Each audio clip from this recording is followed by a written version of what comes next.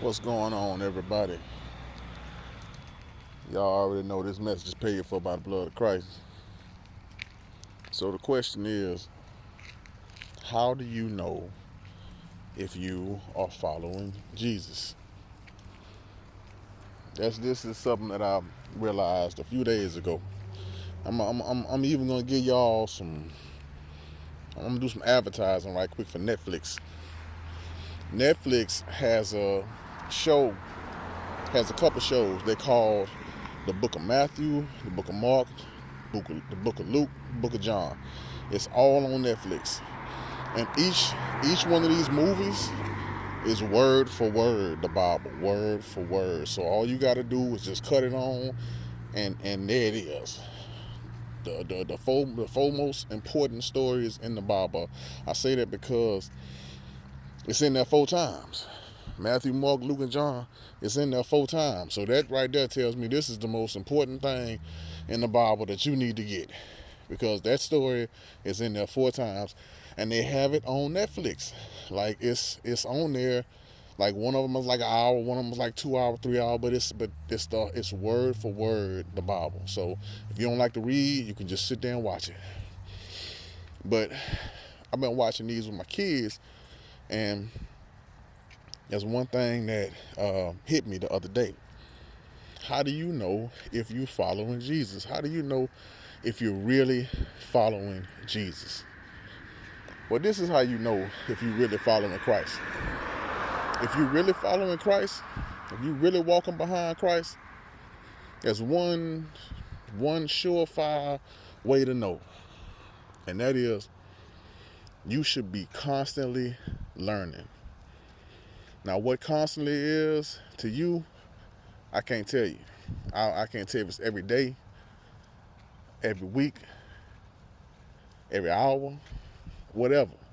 But you should be constantly learning if you're walking behind Christ. If you're walking after Christ, if you're trying to find him, you should be constantly learning.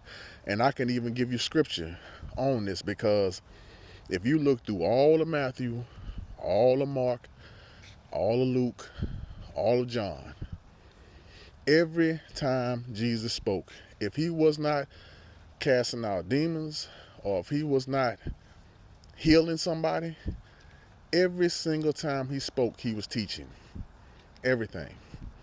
From the time his mama asked him, hey, make this wine for everybody, and he was like, look, lady, it's not my time yet. From that time to all the way to the point where he was on the cross, and he looked down at his mama and at John, and he said, mother, behold your son, son, behold your mother. He was teaching the whole time. Throughout each book, he's constantly teaching. The apostles, he picked 12 to follow him. They followed him everywhere. And he constantly taught them. All he did was teach them, show them miracles all the time. But every time he spoke, like I said, if he wasn't casting out an evil spirit or healing somebody, every time he spoke, he was teaching. Every time. Unless he was prophesying or something like that, telling them, what's going to happen. But he was always teaching them. There's always a messaging thing he was saying. He was constantly teaching. There were thousands of people that followed him. If you just read Matthew, Mark, Luke, and John, every time he spoke, he was constantly teaching. Constantly. So he never had an idle, casual, just regular conversation with anybody. He was always teaching them something. So here's the thing. If back in those days, anybody who followed him was learning from him, because he was either they was learning or they didn't want to hear it. But the ones who wanted to hear it, who could understand what he was teaching, they was learning, because like I say, he was constantly teaching. But here's the thing, like I say, that applies to us today. If we're walking behind him, we should be constantly learning.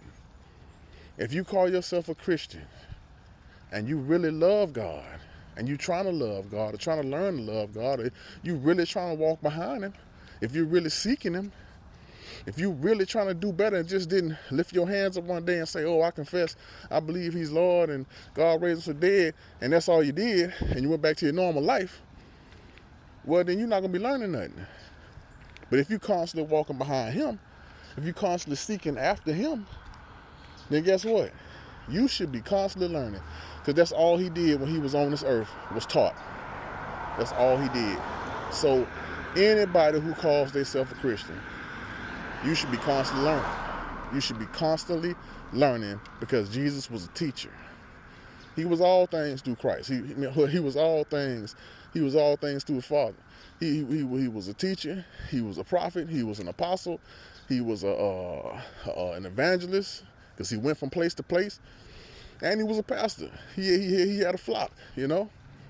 He was a pastor to the 12. He was a pastor to anybody who followed him on a regular.